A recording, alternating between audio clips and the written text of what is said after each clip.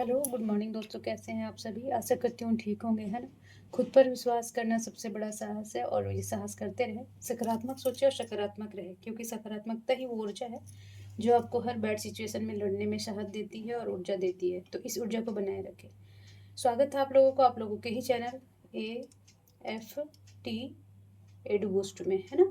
इस चैप्टर से जितना भी नॉलेज है उसे और बूस्ट करे और उसमें ताकत लाए, ताकि जो 15th और 14th 15 JPSC आने वाला है, उसमें आप अच्छा कर सके, सिलेक्शन पा सके, एक सीट अपना रिजर्व कर सके, है ना। और बाकी जो भी हो, JPSC का जितना भी एग्ज़ाम आने वाला हो, चाहे वो पास सिपाही हो, चाहे जितना भी है, टीचर का है, और जो भी एग्ज़ाम हो, आप कम से कम झारखंड स्पेशल को ना स्ट्रॉन्ग करके रखे। और JPSC में देखिए 12 और 15 क्वेश्चन ना SPT और CNT एक्ट और SPT एक्ट से आता है ना। तो इसको आप वीक ना समझें। इस पोर्शन को देखिए, एक चैप्टर है उसको अच्छे से कर लीजिए। तो मैं काफ़ी 6 क्लासेस का करवा चुकी हूँ। बीच में मैं थोड़ा सा अभी हेल्थ इशू आ रहा है, इसलिए बार बार मेरे बीच में क्लास, उसके लिए मैं क्षमा चाहती हूँ। तो आज 120 तक मैं करवा चुकी हूँ, है ना। तो आज मैं 121 से 7वां क्लास आज होगा।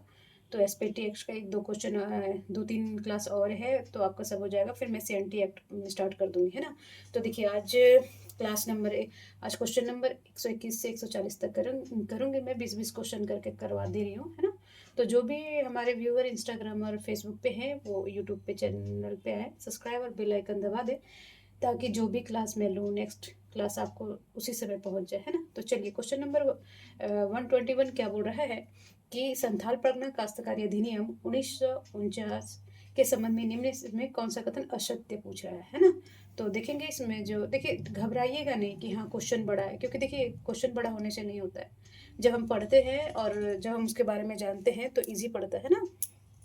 तो पहला ऑप्शन क्या बोल रहा है कि संथाल सिविल रूल्स, है ना, से तात्पर्य क्या होता है कि SPT एक्ट, है ना, के अधीन 1955 के धारा खंड 1 और खंड 2 के अधिनियम 37 और 1955 के अधीन नियुक्त पदाधिकारियों द्वारा संथाल परगना के न्यायिक न्याय शासन प्रबंधन के पारनाथ राज्य सरकार द्वारा जारी किए गए निर्देश से है। तो ये क्या है जी? ये सत्य है, ठीक है। जब हम पढ़ेंगे तो उसमें हम ध्यान देंगे। और दूसरा ऑप्शन क्या है कि संथाल परगना से तात्पर्य संथाल परगना प्रमंडल से, है ना। देखिए, संथाल परगना क्या है, जो ये हमारा प्यारा झारखंड है। और ये जो छः छः आ जाता है, दुमका आ जाएगा, साहबगंज आ जाएगा, गोड्डा आ जाएगा, है ना, पाकुड़ आ जाएगा, देवघर आ जाएगा, है ना, जामताड़ा आ जाएगा। तो ये 6 डिस्ट्रिक्ट है ना, इसमें ये संथाल परगना प्रमंडल से है, ठीक है। संथाल परगना प्रमंडल और इसमें 6 डिस्ट्रिक्ट आते हैं। कौन कौन से देखिए, दुमका आ गया, साहबगंज आ गया, गोड्डा आ गया, पाकुड़, देवघर और जामताड़ा। तो ये भी क्या है? ये भी सत्य है, ठीक है। इसमें असत्य पूछ रहा है। तीसरा ऑप्शन देखेंगे कि आयुक्त से तात्पर्य संथाल परगना प्रमंडल के आयुक्त से, है ना। ऐसा नहीं कि कोई और प्रमंडल से है। इसमें आयुक्त जो निर्णय लेगा वो सिर्फ संथाल परगना SPT एक्ट के तहत संथाल परगना मंडल का आयुक्त होना चाहिए, है ना। चलिए, अब ये भी सत्य है, तो देखते हैं इसमें सत्य कौन है। दक्षिण उपायुक्त से तात्पर्य संथाल परगना प्रमंडल के विभिन्न प्रखंडों के प्रस्थापित प्रखंड विकास अधिकारी ने, है ना। इसमें क्या होगा कि इसमें प्रस्थापित अनुमंडल विकास अधिकारी क्या होगा? प्रखंड नहीं, इसमें हो जाएगा जी, मैं लिख देती हूँ, अनुमंडल विकास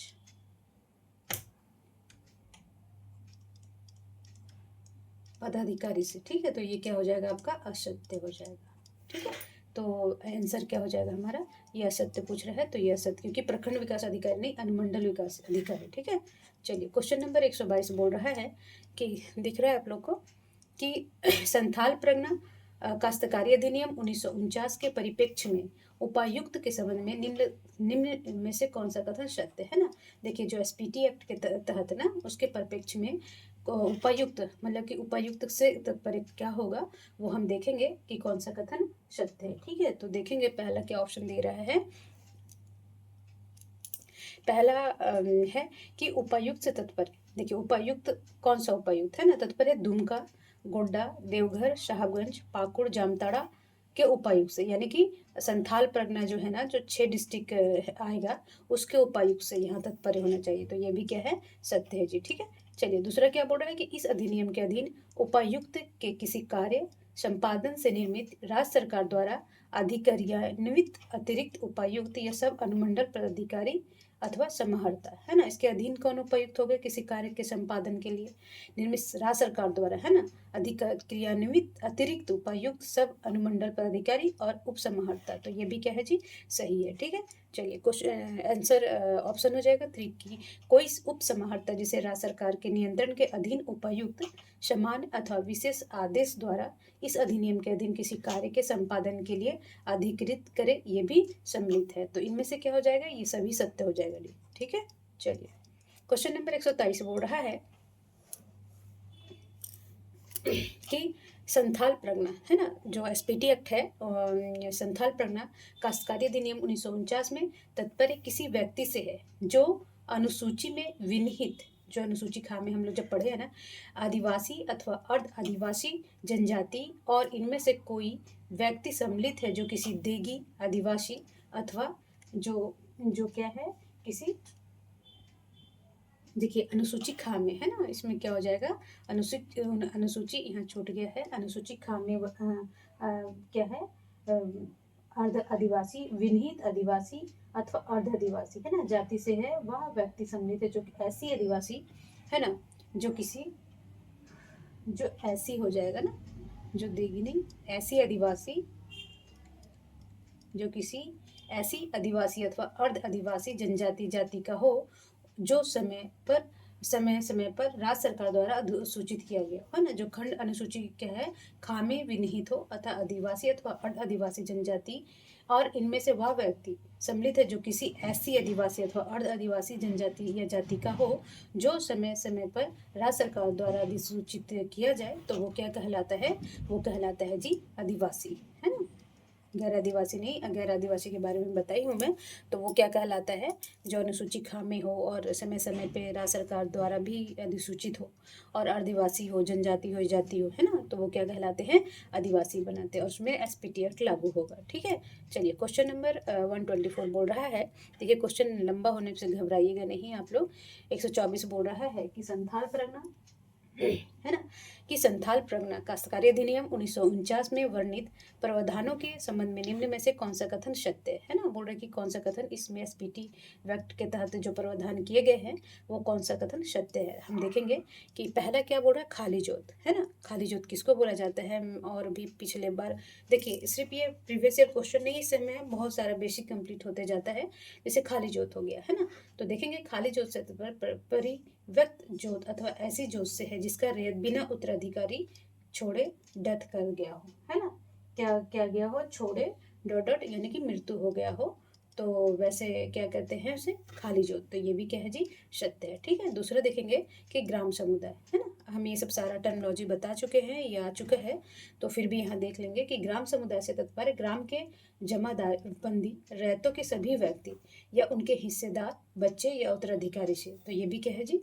ये भी सत्य है। ठीक है, चलिए ऑप्शन 3 बोल रहा है कि ग्राम प्रधान आखिर कौन है ना, मतलब कि एसपीटी एक्ट के तहत तत्पर ग्राम प्रधान का पद ग्रहण करने के लिए इस अधिनियम के प्रारंभ होने से पहले या बाद में उपायुक्त अथवा विधिवित प्राधिकृत पदाधिकारी द्वारा नियुक्त किसी व्यक्ति से है जो चाहे प्रधान, मुस्तजीर, मांझी अथवा किसी अन्य नाम से जाना जाता हो परंतु इनमें से मूल रहत सम्मिलित नहीं हो, तो वो क्या कहलाते हैं, ग्राम प्रधान कहलाते हैं, तो ये भी क्या है, सत्य है। तो इसमें देखेंगे कि इनमें से सभी क्या है, सत्य है जी। ठीक है, चलिए अब क्वेश्चन नंबर 125 बोल रहा है, हाँ, क्वेश्चन नंबर 125 बोल रहा है कि संथाल प्रगना काश्तकारी अधिनियम 1949, है ना, तो ग्राम से तात्पर्य क्या है ना, इसमें क्या बोल रहा है कि ग्राम से तात्पर्य क्या है कि उस समय लागू किसी विधि के अधीन तैयार किए गए मानचित्र और अधिकार अभिलेख में स्पष्ट तथा अलग गांव के रूप में परिभाषित, परिमाणित और अभिलेखित क्षेत्र जहाँ कोई परिणाम ना हुआ हो, है ना, क्या है, जहाँ पे कोई परिणाम ना हुआ हो, तो उसे क्या बोलते हैं, परिमाप ना हुआ हो, परिमाप ना हुआ हो, तो वो क्या कहलाता है, ग्राम कहलाता है, तो ये भी क्या है, सत्य है। ठीक है, दूसरा देखेंगे कि ऐसी किसी विधि के अधीन अधिकार अभिलेख ना तैयार किया गया है हो ऐसे क्षेत्र जो उपायुक्त आयुक्त की स्वीकृति से समान अथवा विशेष आदेश द्वारा ग्राम संगठित करने के लिए घोषित किया गया हो। किसके द्वारा? उपायुक्त और आयुक्त के द्वारा। तो ये भी क्या कहलाएंगे? ग्राम कहलाएंगे। तो दोनों सही है, तो इनमें से क्या हो जाएगा जी? ए और बी दोनों सही है। ठीक है, ग्राम के डिफिनेशन में ये दोनों सही है। ठीक है, चलिए क्वेश्चन नंबर 126 बोल रहा है।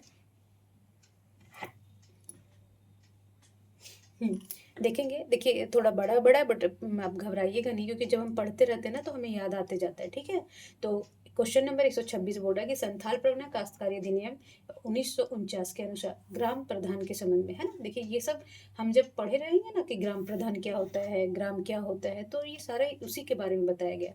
तो बोलते हैं कि संबंध में कौन सा कथन सत्य है ना। तो देखेंगे पहला क्या बोल रहा है, धारा 5 के तहत, है ना। क्या बोल रहा है कि धारा 5 के तहत के अनुसार किसी ग्राम, खास ग्राम के रैयत या भूस्वामी के आवेदन तथा विनिहित रीति से निश्चित ग्राम के जमाबंदी रैयतों में से कम 2/3, है ना, क्या 2/3 रैयतों की सहमति से आयुक्त उस ग्राम के प्रधान को नियुक्त करेगा। जैसे कि देखिए ग्राम प्रधान किसको नियुक्त करेगा? जब तक 2/3 वहाँ के 2/3 रैयत की सहमति ना हो तो आयुक्त भी उसे ग्राम प्रधान नहीं नियुक्त किया जाएगा। अगर कोई ग्राम में 2/3 रैयत उसे सहमति दे देते हैं कि इसे ग्राम प्रधान नियुक्त किया जाए, तो आयुक्त क्या करते हैं? उसे नियुक्त करते हैं। तो ये भी क्या है? सत्य। ठीक है, दूसरा देखेंगे कि धारा 6 के तहत के अनुसार किसी ग्राम का जो खास ग्राम नहीं है ना। देखिए धारा 6 के तहत क्या है? कोई खास ग्राम नहीं। खास ग्राम आपको पता है किसको बोलते हैं? जो बिना उत्तराधिकारी थे छोड़ दे, है ना। तो ग्राम प्रधान मर जाए अथवा ग्राम का भूस्वामी इस घटना के 3 महीने के अंदर ग्राम प्रधान की नियुक्ति के लिए आयुक्त को आवेदन करेगा, है ना। खास ग्राम ना हो, जैसे कि कोई उत्तराधिकारी दिए बिना मर जाओ, ऐसा खास ग्राम कहते हैं। तो वैसा ना हो, वो मर जाए, बट क्या है, तब ग्राम का भूस्वामी इस घटना के 3 महीने के अंदर क्या करेगा कि ग्राम प्रधान की नियुक्ति के लिए उपायुक्त को आवेदन देगा। तो ये भी क्या हो जाएगा? ये भी सत्य है ना। अब धारा 37 क्या बोलता है कि इसके अनुसार क्या है? ग्राम प्रधान नियुक्त होने पर ग्राम प्रधान को यह काबिलियत लिखना पड़ेगा, काबिलियत लिखना पड़ेगा कि वह अपने पद का कार्य संपादन में राज्य सरकार द्वारा बनाए गए नियमों से शासित है ना। जैसे कि ग्राम प्रधान क्या लिखेगा कि अपना कबूलनामा में कि अपने पद का कार्य संपादन राज्य सरकार द्वारा बनाए गए नियम के अनुसार कर रहा है, तो वो भी क्या होगा? वो भी ग्राम प्रधान नियुक्त किया जा सकता है। तो ये भी क्या है जी? ये भी सही है। तो इनमें से क्या हो जाएगा? इनमें से सभी सही। ठीक है, चलिए क्वेश्चन नंबर, देखिए बहुत सारा इससे कंप्लीट होता है हमारा बेसिक, है ना। तो क्वेश्चन नंबर 127 बोल रहा है कि संथाल परगना, है ना। संथाल परगना, इसको एसपीटी एक्ट बोल सकते हैं आप शॉर्ट फॉर्म में। तो एसपीटी एक्ट के तहत 1949 के धारा 8 के तहत, है ना, किसके तहत? धारा 8 के तहत क्या बोलता है के अनुसार जब कभी आखिरी ग्राम प्रधान के उत्तराधिकारी के अतिरिक्त कोई अन्य ग्राम प्रधान नियुक्त किया जाए तो ग्राम के भूस्वामी को कितने समय के अंदर नव नियुक्त ग्राम प्रधान को ग्राम का अधिकारी अभिलेख दे देना चाहिए, है ना। बोलता है कि जब कभी आखिरी ग्राम प्रधान के उत्तराधिकारी के अतिरिक्त कोई अन्य ग्राम प्रधान नियुक्त किया जाए तो ग्राम के भूस्वामी को जो ग्राम के भूस्वामी है वो कितने समय के अंदर नव नियुक्त ग्राम प्रधान को ग्राम का अधिकार अभिलेख दे देना चाहिए। तो कितने माह के अंदर? तो देखेंगे इसमें 3 माह के अंदर क्या उसको अभिलेख दे देना पड़ेगा। नवनियुक्त जो ग्राम प्रधान होगा ना, उसको 3 महीने के अंदर वो क्या करेगा? अधिसूचित करेगा। ठीक है, अभिलेख वो देगा। ठीक है, तो ये याद रखेंगे। चलिए क्वेश्चन नंबर 128 बोल रहा है। क्वेश्चन नंबर 128 बोल रहा है कि संथाल परगना काश्तकारी अधिनियम 1949 के तहत धारा 9 में क्या बोल रहा है कि इसके अनुसार ग्राम प्रधान को पदांतरण को किसी प्रकार का अधिकार नहीं दिया गया। यह कथन सत्य है ना, कि ग्राम प्रधान को पदांतरण जो पद होता है उसको ट्रांसफर करने का किसी प्रकार का अधिकार नहीं दिया गया। क्या ये सत्य है? तो इसमें देखेंगे कि हाँ, ये क्या है, ऐसा मेंशन है धारा 9 में, है ना। तो ये क्या हो जाएगा? सत्य है। ठीक है, चलिए क्वेश्चन नंबर 129 बोल रहा है।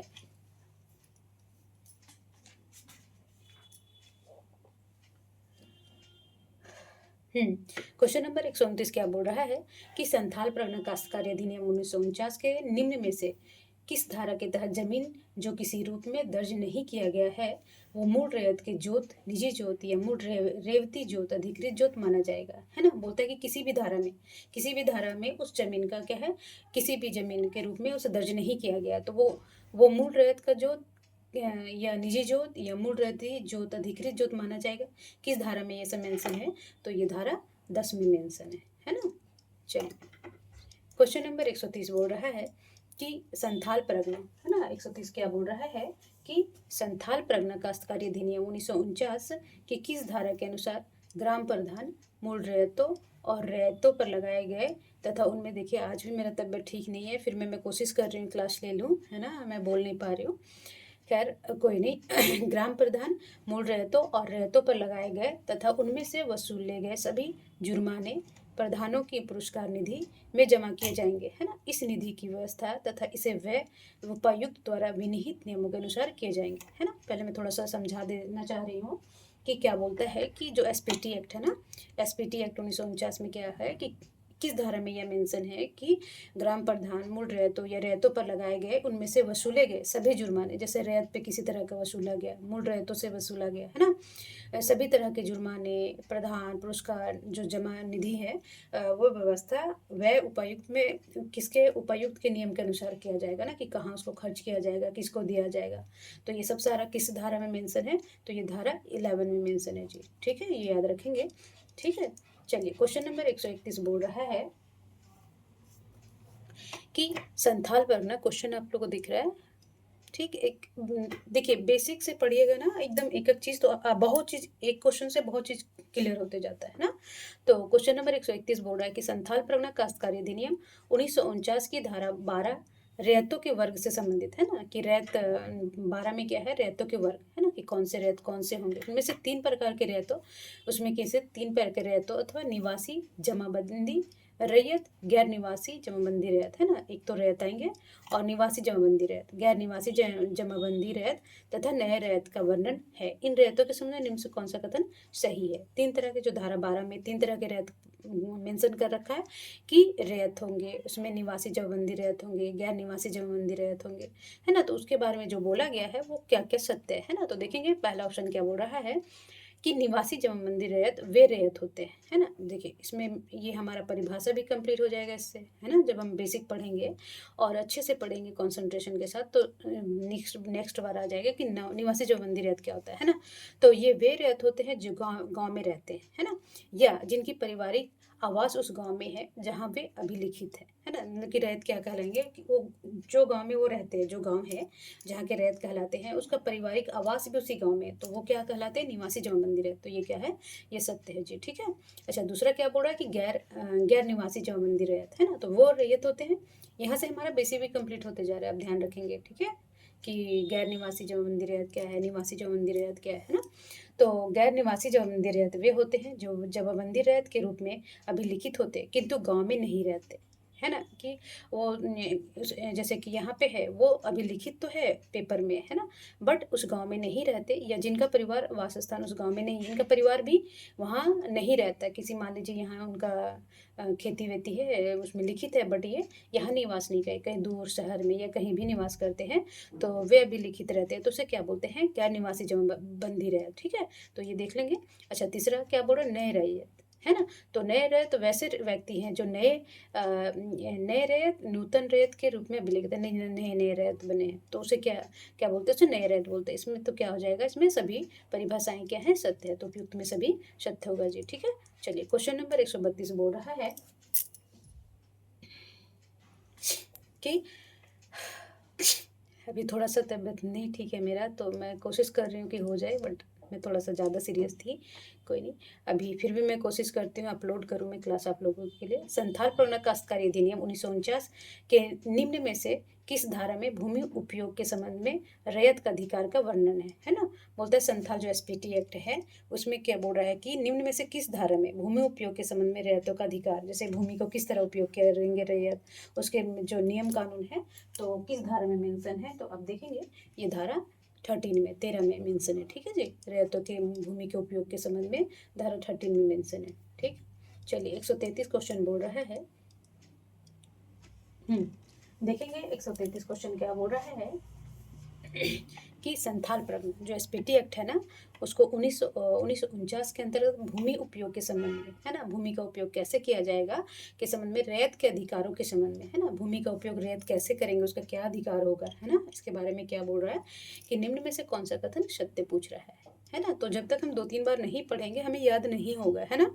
तो पहला क्या बोल रहा है कि भूमि का रैयत कैसे, रैयत उस भूमि का जो उसके जोत में पड़ती है किसी भी रीति से जो वो स्थानीय प्रचलन रीति रिवाज से अधिकृत हो उपयोग कर सकता है। जैसे स्थानीय में कोई नियम बनाया हुआ है ना, संथाल प्रगना के तहत कोई नियम बनाया गया कि हाँ ऐसे उपयोग किया जा सकता है, वो ऐसे लगान वसूल कर सकता है, ऐसे लगान दे सकता है ना, इसके लिए वो आवेदन कर सकता है उपायुक्त को, तो उस रीति से जो गाँव में प्रचलन है तो वो कर सकता है, तो ये भी क्या है जी, सत्य है। ठीक है, दूसरा क्या बोल रहा है कि रैयत उस भूमि का जो किसी स्थानीय प्रचलन या रीति रिवाज के अनापेक्षित किसी रीति से जो भूमि के मूल्य विशेष रूप से नष्ट ना करे या जिससे भूमि जोतने कोड़ने के अयोग्य ना हो जाए उपयोग कर सकता है। जैसे मान लीजिए कि रह दिया गया, अब ऐसा नहीं, जो प्रचलन रीति रिवाज है उसे अनपेक्षित ना करे कि नहीं मैं नियम कानून को नहीं मान रहा हूँ और जो बनाया गया है उसके अगेंस्ट भी जाके मैं काम कर रहा हूँ, तो ऐसा नहीं, वो जो भूमि कर रहा है उसका वो जोत कोड़ने पे उसका मतलब कि उसका उपजाऊपन भी खत्म ना हो, है ना, उसे अयोग भी ना करे,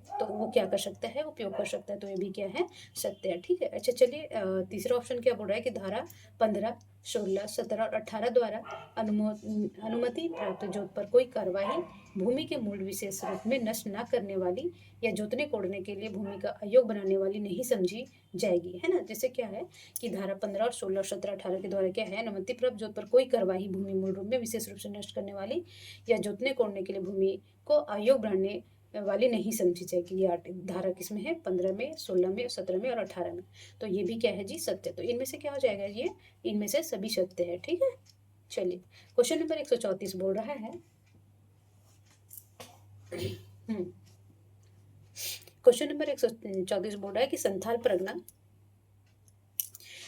प्रगना काश्तकारी अधिनियम 1949 के किस धारा के अनुसार भूस्वामी द्वारा कोई रैयत को उनके जोत से बिना उपायुक्त के आदेश से बेदखल नहीं किया जा सकता, है ना। बोलता है कि किस धारा के द्वारा जो भूस्वामी द्वारा कोई रैयत को उसके जोत से बिना उपायुक्त के, जैसे बिना उपायुक्त के नहीं कि हम इसे वो कर देंगे, मतलब कि अपने जोत से ना इसको निष्कासित कर देंगे, तो किस धारा में मेंशन किया गया है बिना उपायुक्त के आदेश के, तो धारा 14 में। ठीक है, याद रखेंगे।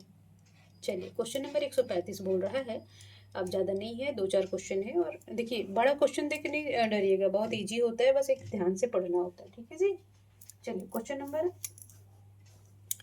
135 बोल रहा है कि संथाल प्रगना काश्तकारी अधिनियम 1949 के निम्न में से किस धारा के अंतर्गत रैयत को अपने और अपने परिवार के उपयोग के लिए अपनी जोत में बिना किसी अधिकार शुल्क के ईंट खपड़े बनाने का अधिकार होगा, है ना। जैसे बोलता है ना कि रैयत है, मान लीजिए जमीन है ना, तो बोल रहा है कि वो अपने परिवार और अपने बिना अनुमति के, मान लीजिए इसे जोत कोड कर रहा है, रैयत है इसका, है ना, तो बिना अनुमति के क्या करेगा, इसमें इसके ईंट बनाएगा, कोई शुल्क भी नहीं देगा, इसके लिए कोई शुल्क नहीं देना पड़ेगा, वो खपड़े बनाएगा, तो ये अधिकार है वो किसके तहत दिया गया, किस धारा के तहत, तो आप देखेंगे कि धारा 15 के तहत ये मेंशन है। ठीक है, और मैं ऑलरेडी पहले पढ़ा चुकी हूँ और इसी से पूछता भी है, तो ये याद रखेंगे, है ना।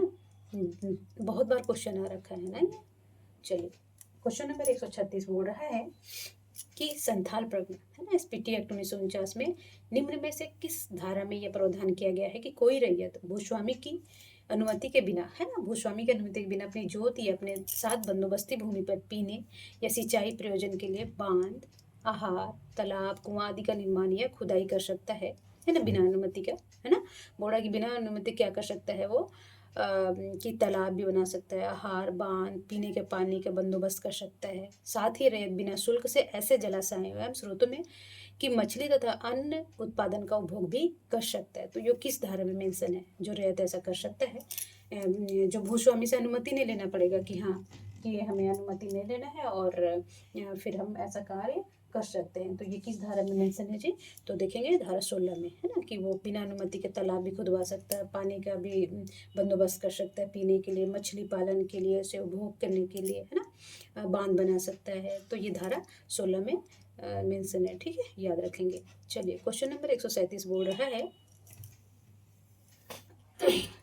क्वेश्चन नंबर 137 बोल रहा है कि एसपीटी एक्ट, है ना, 1949 के द्वारा बोल रहा है कि एसपीटी एक्ट 1949 के द्वारा, है ना, 137 है ना, ये 12 नहीं होगा, ये धारा के अनुसार एसपीटी एक्ट 37 है।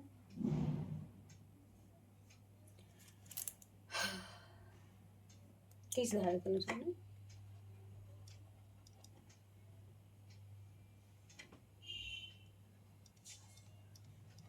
किस धारा के अनुसार रैयत अपनी जोत के किसी भी भूमि पर, है ना, क्या करेगा, किस धारा में यह मेंशन है कि रैयत अपने जोत की भूमि पर, है ना,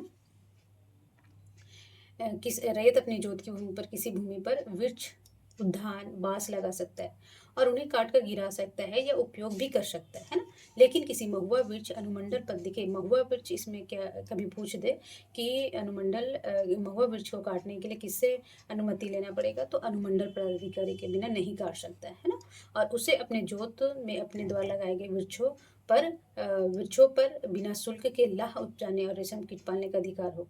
तो ये सब किस किस धारा में मेंशन है, तो देखेंगे धारा 17 में, ठीक है, वो लाह भी उत्पादन कर सकता है ना, पर महुआ का वृक्ष काटने के लिए उसे ना अनुमंडल पदाधिकारी की अनुमति लेना पड़ेगा, उसके अनुमति के बिना वो नहीं काट सकता है ना, तो ये सब धारा किसमें है, 17 में मेंशन है जी, ठीक है, याद रखेंगे।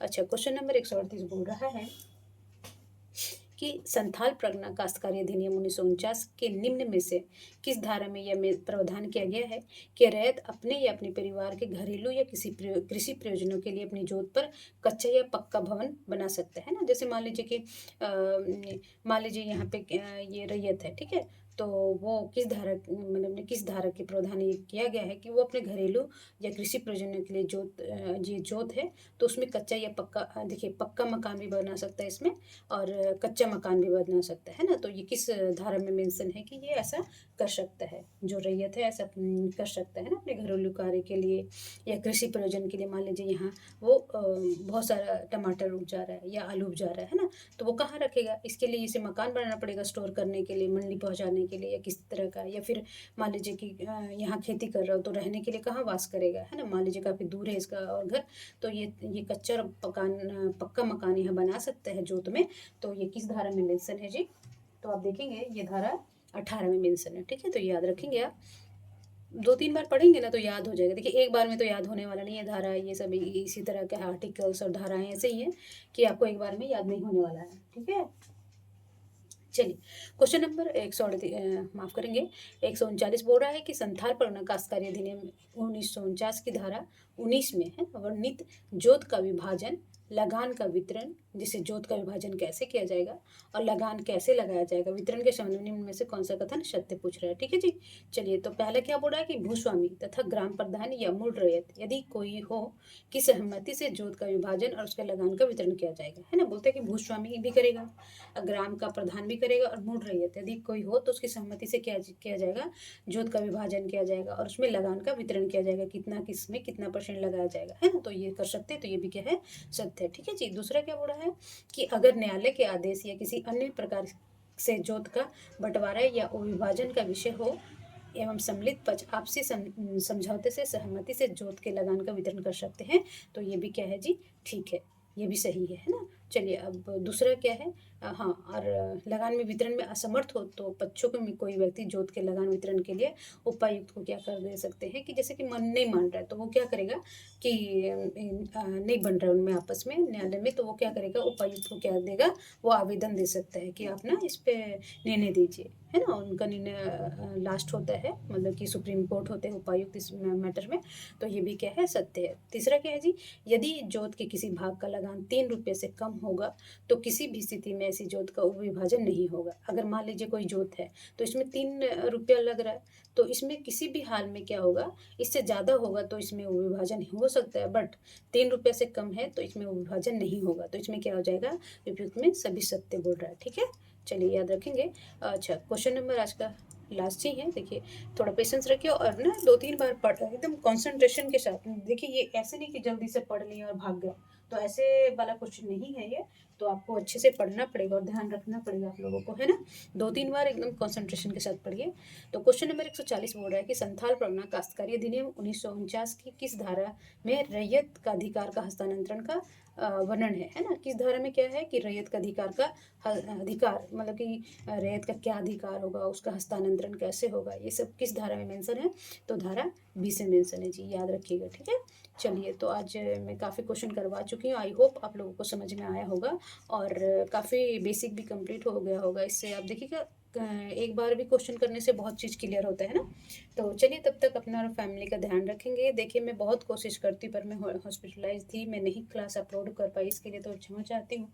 मैं कभी नहीं चाहती कि मेरा क्लास डिले हो या फिर टाइम से अपलोड करने का चाहे कुछ भी करना पड़े। आज तबीयत ठीक भी नहीं है, फिर भी मैं कोशिश करी कि किसी तरह रिकॉर्ड कर लिया जाए आप लोगों की क्लास, है ना। चलिए, तब तक पढ़िए और अभी बस पढ़ाई में ध्यान दीजिए। अब क्वेश्चन एग्ज़ाम बढ़ेगा भी तो ज़्यादा दिन नहीं बढ़ेगा, है ना। तो तब तक अपना और अपने फैमिली का ध्यान रखेंगे, स्वस्थ रहेंगे, मस्त रहेंगे, पढ़ते रहेंगे और सिलेक्शन इस साल ज़रूर लेंगे, है ना। चलिए, नमस्कार।